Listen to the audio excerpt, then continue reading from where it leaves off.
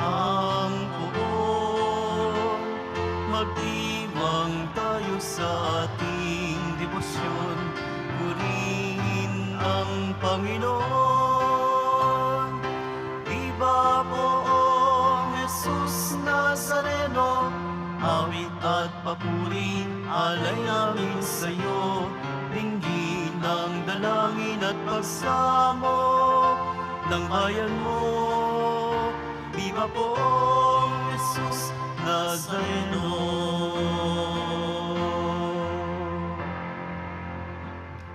Simulan natin ang ating pagdiriwang sa ngalan ng Ama at ng Anak at ng Espiritu Santo. Amen. Ang pagpapala ng ating Panginoong Hesukristo, ang pag-ibig ng Diyos Ama, at ang pakikipagkaisa ng Espiritu Santo naway sumainyong lahat. At sumayo rin.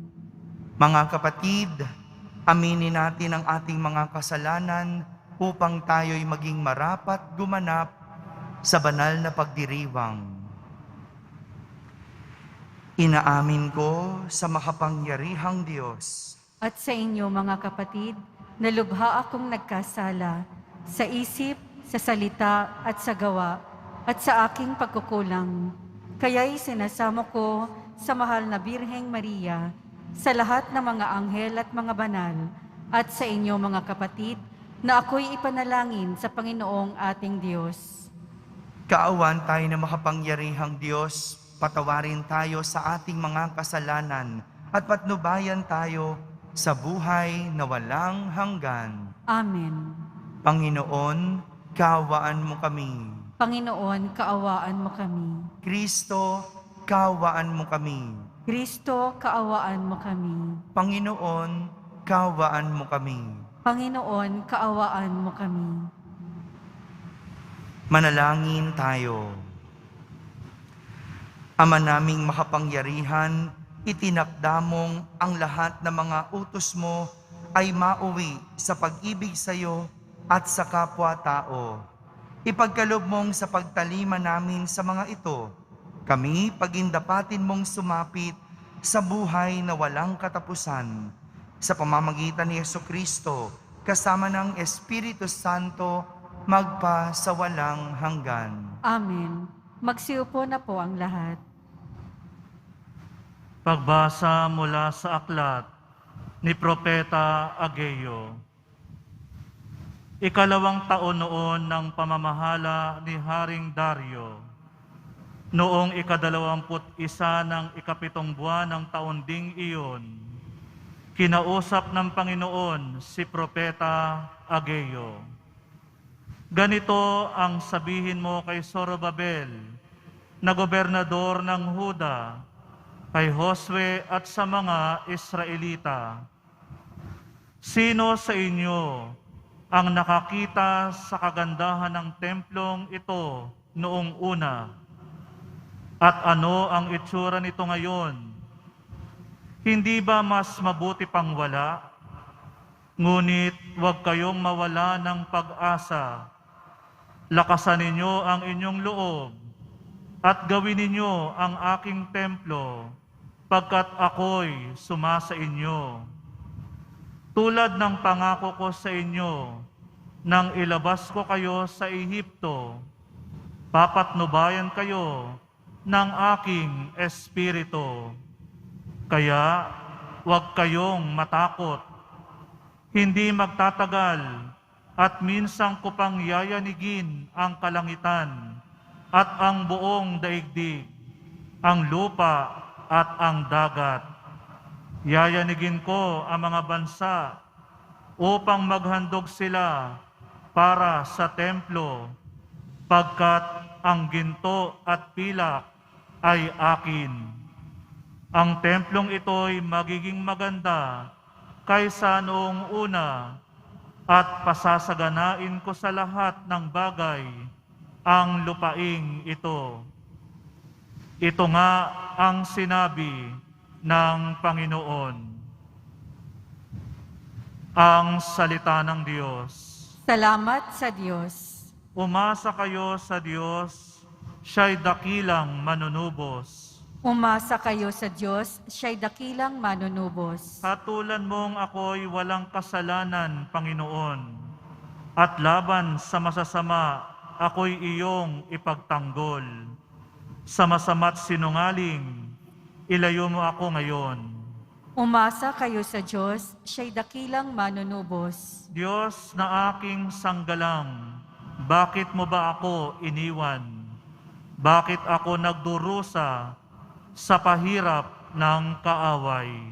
Umasa kayo sa Diyos, siya'y dakilang manunubos. Ang totoo't ang liwanag buhat sa iyo ay pakamtan, upang sa Siyon ay mabalik sa bundok mong dakong banal, sa bundok mong pinagpala at sa templo mong tirahan.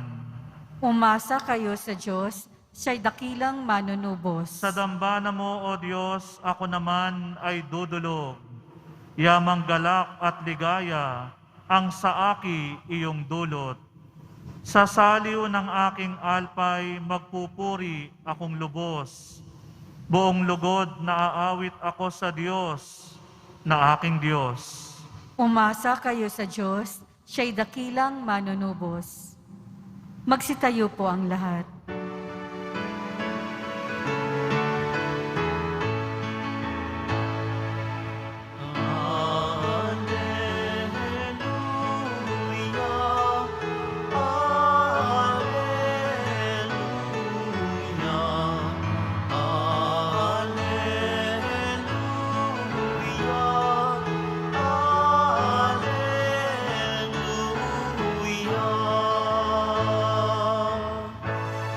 Anak ng tao'y dumating upang sarili ihain, lingkod manunubos natin.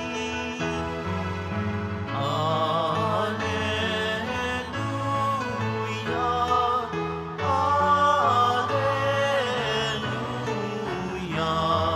Alleluia,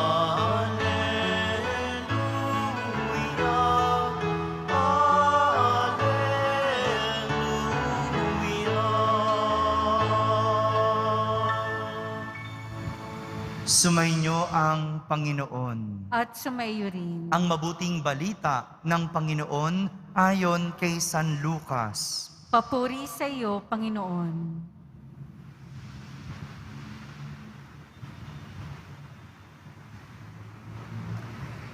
Isang araw, samantalang nananalangin mag-isa si Jesus, lumapit sa kanya ang kanyang mga alagad. Tinanong niya sila, "Sino raw ako ayon sa mga tao?" Sumagot sila, "Ang sabi po ng ilan ay si Juan Bautista kayo. Sabi naman ng iba, si Elias kayo. At may nagsasabi pang nabuhay ang isa sa mga propeta noong una. Kayo naman, ano ang sabi ninyo?" Tanong niya sa kanila. "Ang Mesiyas ng Diyos," sagot ni Pedro. Itinagubilin ni Jesus sa kanyang mga alagad na huwag na nilang sasabihin ito kanino man. At sinabi pa niya sa kanila, "Ang anak ng tao'y dapat magbata ng maraming hirap. Itatakwil siya ng matatanda ng bayan, ng mga punong saserdote at ng mga eskriba. Ipapapatay nila siya, ngunit sa 3 araw ay muling mabubuhay." Mga kapatid, ang mabuting balita ng Panginoon. Pinupuri ka namin, Panginoong Hesukristo. Magsiupo na po ang lahat. Isang magandang araw po sa inyong lahat. Mapagpalang araw ng Poong Jesus Nazareno sa inyong lahat. Palakpakan muna natin ang ating mahal na Senyor. Sino raw ako ayon sa mga tao? Ito po yung unang tanong ni Jesus sa kanyang mga alagad. Isang tanong tungkol sa kung paano siya kinikilala o nakikilala ng iba. Tanong kung paano siya kinikilala o nakikilala ng iba. Marami ang sumubok na kilalanin si Jesus. Pero lahat sila nabigo. Pwedeng nabigo sila dahil lumapit sila kay Jesus pero hindi naman nila ninais makilala si Jesus. Ang gusto lang nila may makuha kay Jesus. Ang gusto lang nila pagalingin sila ni Jesus. Ang gusto lang nila pagbigyan sila sa mga hinihiling nila kay Jesus. Doon sila nakatuon sa kung anong makukuha nila kay Jesus. Kaya mali-mali ang kanilang pagkilala kay Jesus. Kasi hindi naman nila gustong alamin kung sino talaga si Jesus. Nakatuon sila sa kung ano ang maibibigay sa kanila ni Jesus. Kaya nga, ang pagkilala ng iba, siya daw si Juan Bautista, siya daw si Elias, o kaya isa sa mga propeta nung una. Kasi tinignan nila kung ano yung mga nakuha nila. Ganon kasi sila Juan Bautista, nangangaral. Ganon kasi ang mga propeta nung una, nagpapangaral, nagpapagaling. Kaya akala nila, yun na si Jesus. Pero hindi ito mahalaga kay Jesus. Hindi mahalaga kung ano ang pagkilala ng iba.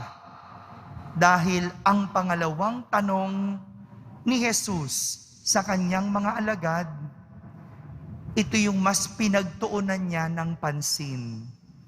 Ang tanong niya sa kanila, kayo naman, ano ang masasabi ninyo? Kung nung una, yung unang tanong, nakatuon sa kung anong sasabihin ng ibang tao, kung ano ang pagkilala sa kanya ng ibang tao. Ngayon naman, ang tanong ni Jesus,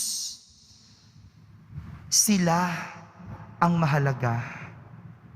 Sila ang pinagtutuunan niya. Ano ang masasabi ninyo? Ha? Yung una, no? Mga tao yung tinutukoy. Ngayon, ikaw, anong masasabi mo?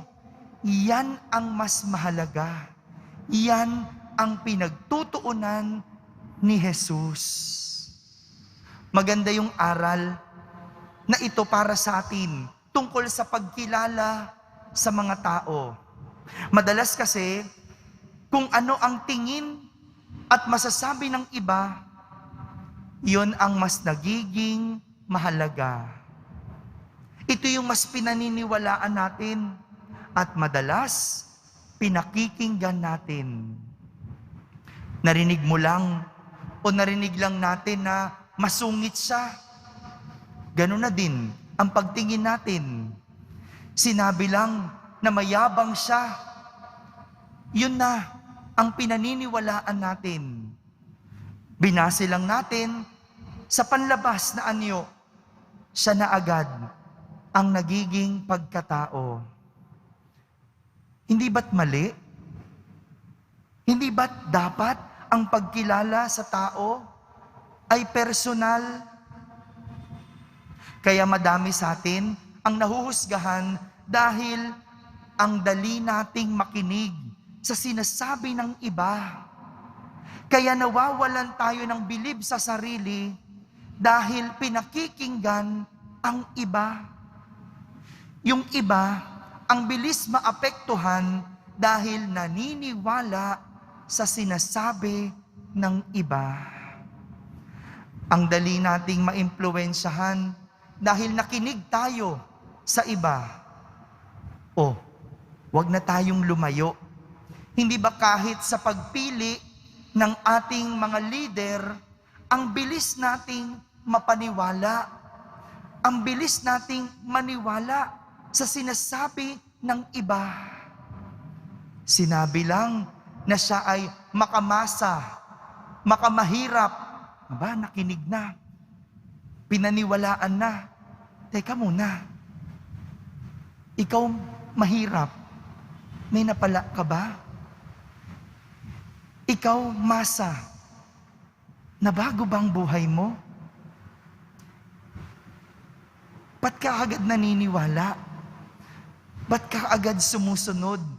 Kung hindi mo naman yon personal na karanasan, kung hindi naman iyon ang personal mong pagkilala. Mga kapatid, ganito dapat kinikilala ang tao. Personal, hindi base sa kung ano o sino siya sa iba. Hindi ganito ang pinakita ni Jesus. At hindi ganito ang pagpapahalaga ni Jesus. Dahil para sa Kanya, ang mahalaga ay ang personal na pagkilala sa Kanya. Ikaw, ano ang masasabi mo? Kung ang iba minumura ang ating Diyos, hindi yon mahalaga sa Kanya. Huwag ka ring magpa-apekto dahil kay Jesus, ang mahalaga kung ano ang masasabi mo sa Kanya. Sa anumang aspeto ng pagkilala sa ibang tao, sa pamilya, kaibigan, katrabaho, at lalong-lalo na sa mga pagpili ng ating ihahalal na mga leader, huwag basta-basta makikinig sa iba.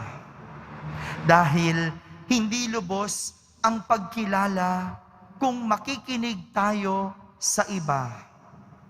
Mga kapatid, ang tunay na pagkilala ay yung nagmumula sa sariling karanasan. At iyon dapat ang ating pinahahalagahan.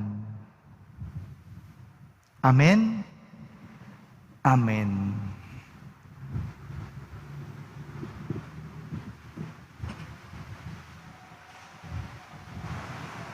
Magsitayo po ang lahat. Minamahal kong mga kapatid, ang pananampalataya natin kay Jesucristong anak ng Diyos, ang siyang nagtitipon sa atin bilang bahagi ng kanyang sambayanan. Sa kanyang pangalan, dalhin natin ang ating mga intensyon sa Ama at ating sambitin. Gawin mong ganap ang aming pananampalataya, O Ama. Gawin mong ganap ang aming pananampalataya, O Ama. Ang simbahan naway mapanatili ng Santo Papa at ng mga obispo sa pananampalataya ni San Pedro. Manalangin tayo. Gawin mong ganap ang aming pananampalataya, O Ama. Ang ating mga ibinotong opisyal ng gobyerno, naway igalang ang karapatan sa buhay ng mga hindi pa ipinanganganak, ng mga matatanda at ng mga may kapansanan. Manalangin tayo. Gawin mong ganap ang aming pananampalataya, O Ama. Ang mga pari at relihiyoso naway maging tapat sa kanilang tungkulin sa Diyos at sa sambayan ng kanilang sinumpaang paglingkuran. Manalangin tayo. Gawin mong ganap ang aming pananampalataya, O Ama. Ang mga may sakit naway mapalakas at magpatuloy sa kanilang pananampalataya. Manalangin tayo. Gawin mong ganap ang aming pananampalataya, O Ama. Ang mga nauna na sa atin na linisan ang mundong ito, naway magkamit ng kasiyahan ng bagong buhay sa presensya ng Diyos. Manalangin tayo. Gawin mong ganap ang aming pananampalataya, O Ama. Sa katahimikan, ating ilapit sa Diyos ang ating mga pansariling kahilingan.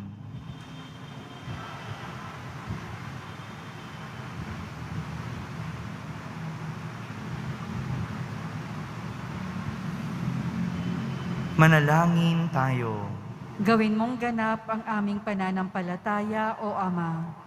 Diyos ng habag at awa, sa pamamagitan ng aming tagapagligtas, pakinggan mo ang panalangin ng iyong sambayanan. Kasama ni San Pedro, nagpapahayag kami ng aming pananampalataya kay Kristong iyong anak na nabubuhay at naghahari kasama mo magpa sa walang hanggan. Amen. Magsiupo na po ang lahat.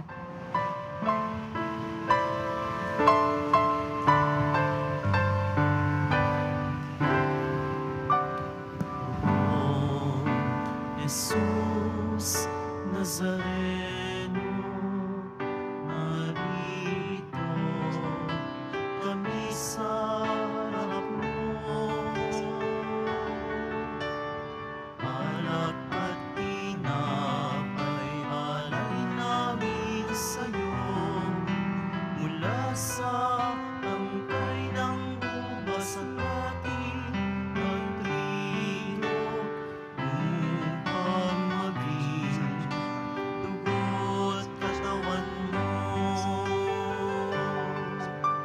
Jesus Nazareno, alak at tinapay sa nanay ay nagbibigay buhay.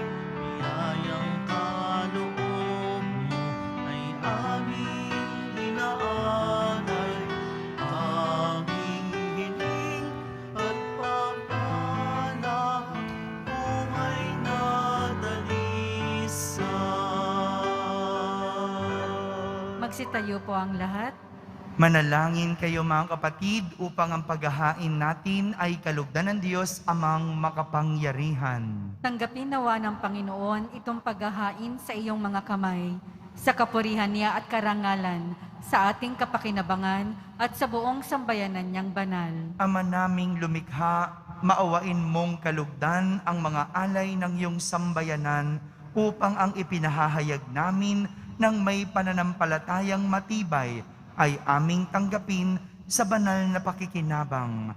Sa pamamagitan ni Jesucristo, kasama ng Espiritu Santo, magpa sa walang hanggan. Amen. Sumainyo ang Panginoon. At sumaiyo rin. Itaas sa Diyos ang inyong puso at diwa. Itinaas na namin sa Panginoon. Pasalamatan natin ang Panginoong ating Diyos. Marapat na siya ay pasalamatan. Ama naming makapangyarihan, tunay ngang marapat na ikaw ay aming pasalamatan. Sa iyong paglingap at kagandahang loob, ang tao'y nilikha mo't pinangasiwa sa sansinukob. Sa hangad mong siya'y iwastong lubos, siya'y pinagdusa mo sa kanyang pagtalikod. Sa iyong paggiliw, iyong ipinahintulot na makabalik siya sa pamamagitan ni Kristo Jesus. Kaya kaysa ng mga anghel na nagsisiawit ng papuri sa iyo ng walang humpay sa kalangitan, kami nagbubunyi sa iyong kadakilaan.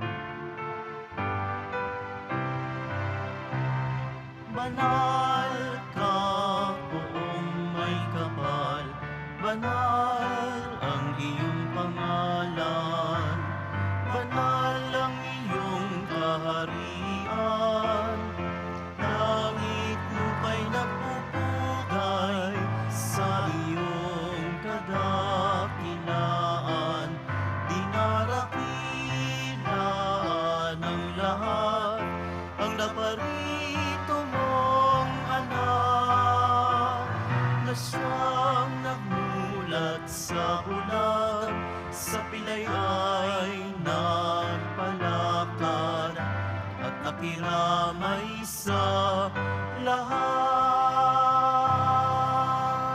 Magsiluhod po ang lahat.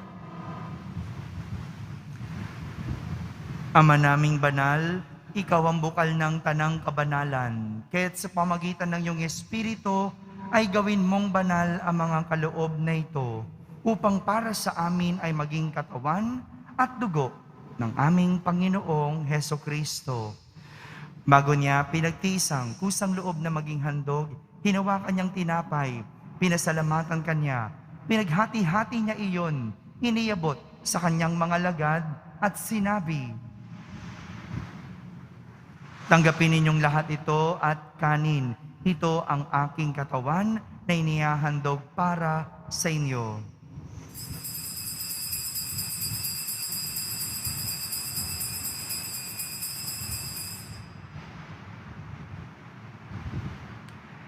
Kaya hindi naman nung matapos ang hapunan, hinawakan niyang kalis, muli kanyang pinasalamatan. Iniabot niya ang kalis sa kanyang mga alagad at sinabi, "Tanggapin ninyong lahat ito at inumin. Ito ang kalis ng aking dugo, ng bago at walang hanggang tipan. Ang aking dugo na ibubuhos para sa inyo at para sa lahat, sa ikapagpapatawad ng mga kasalanan. Gawin ninyo ito sa pag-alaala sa akin."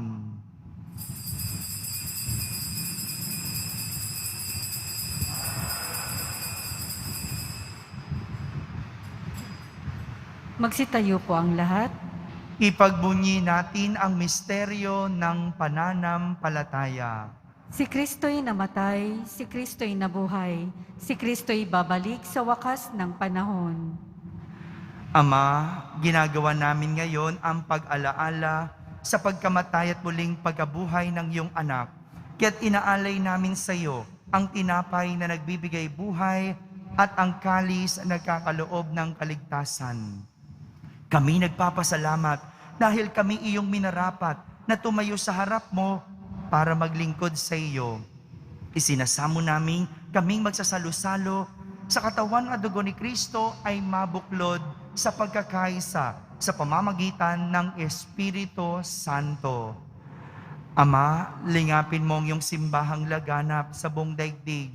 Puspusin mo kami sa pag-ibig kaysa ni Francisco na aming Papa, ni Jose na aming Obispo at ng Tanang Kaparian.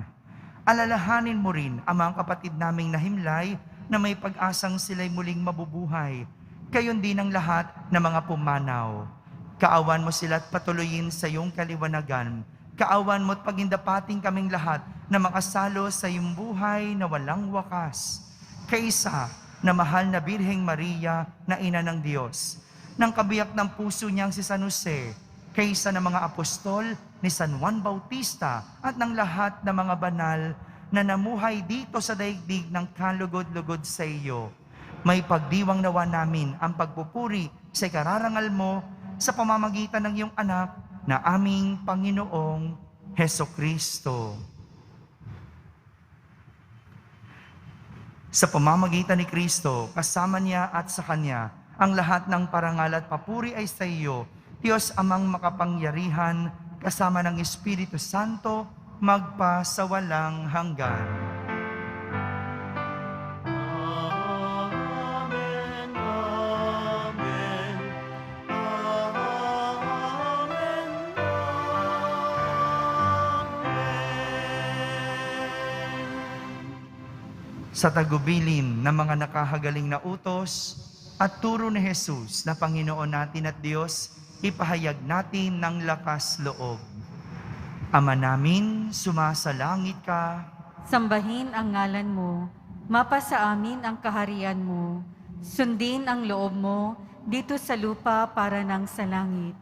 Bigyan mo po kami ngayon ng aming kakanin sa araw-araw at patawarin mo kami sa aming mga sala para ng pagpapatawad namin sa nagkakasala sa amin. At huwag mo kaming ipahintulot sa tukso at iadya mo kami sa lahat ng masama. Hinihiling namin kami iadya sa lahat ng masama, pagkalooban ng kapayapaan araw-araw, iligtas sa kasalanan at ilayo sa lahat ng kapahamakan, samantalang aming pinananabikan ang dakilang araw ng pagpapahayag ng tagapagligtas naming si Hesukristo. Sapagkat iyo ang kaharian at ang kapangyarihan at ang kapurihan magpakailanman. Amen. Panginoong Hesukristo, sinabi mo sa iyong mga apostol, kapayapaan ang iniiwan ko sa inyo, ang aking kapayapaan ang ibinibigay ko sa inyo. Tunghayan mo ang aming pananampalataya at huwag ang aming pagkakasala. Pagkalooban mo kami ng kapayapaan at pagkakaisa ayon sa iyong kalooban, kasama ng Espiritu Santo, magpa sa walang hanggan. Amen. Ang kapayapaan ng Panginoon ay laging sumainyo. At sumaiyo rin. Magbigayin kayo ng kapayapaan sa isa't isa. Kapayapaan po para sa lahat.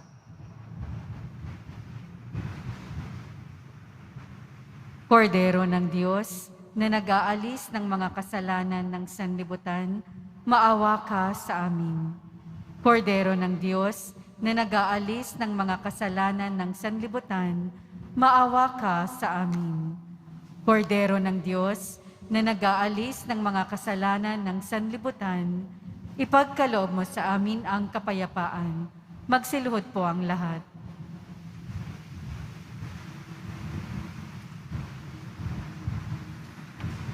Ito ang kordero ng Diyos. Itong nag-aalis sa mga kasalanan ng sanlibutan. Mapalad ang mga inaaniyahan sa kanyang piging. Panginoon, hindi ako karapat-dapat na magpatuloy sa iyo, ngunit sa isang salita mo lamang ay gagaling na ako. Ang katawan ni Kristo. Amen.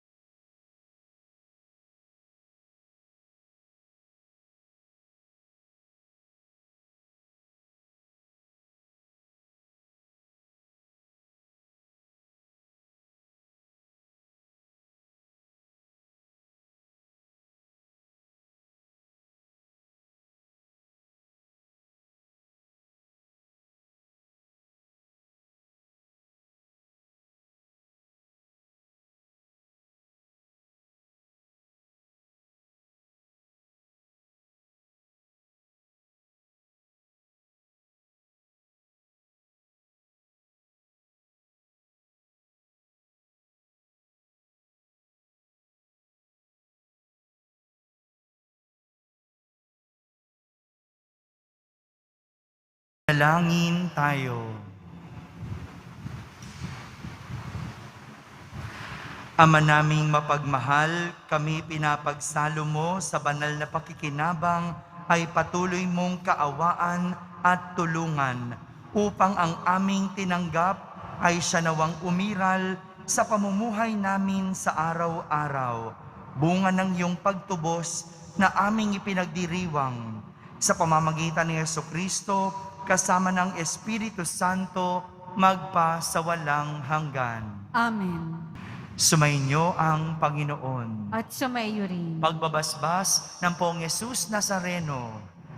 Mahal na Poong Yesus Nazareno, inihayag mo sa pamamagitan ng krus ang walang maliw na pag-ibig ng Diyos sa sangkatauhan. Pakinggan mo ang kahilingan ng iyong angkan na nagsusumamo sa iyo. Makamtanawan nila ang inyong katugunan at tanggapin ang kasagutan na may utang na loob na tinatanaw. Basbasan din po ninyo ang lahat na may karamdaman at nahihirapan. Sa pamamagitan ng bendisyon na ito, naway maalala nila ang mga pangako nila noon sa binyag na ikaw ang kanilang iibigin at pagdilingkuran bilang Panginoon magpa sa walang hanggan. Amen. At pagpalain kayo ng makapangyarihang Diyos, Ama, Anak, at Espiritu Santo. Amen. Tapos na po ang ating pagdiriwang, humayging taglay ang pag-ibig at kapayapaan ng Poong Jesus Nazareno. Salamat sa Diyos.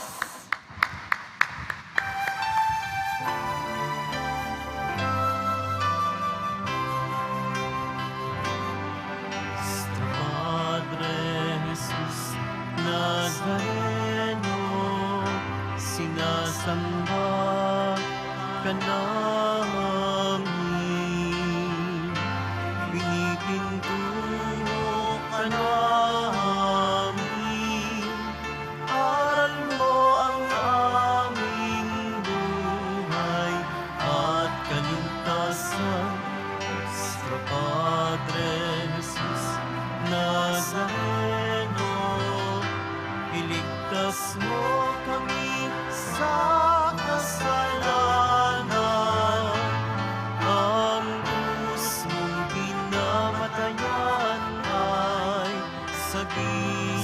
ng aming kaligtasan. Nuestro Padre Jesus Nazaret,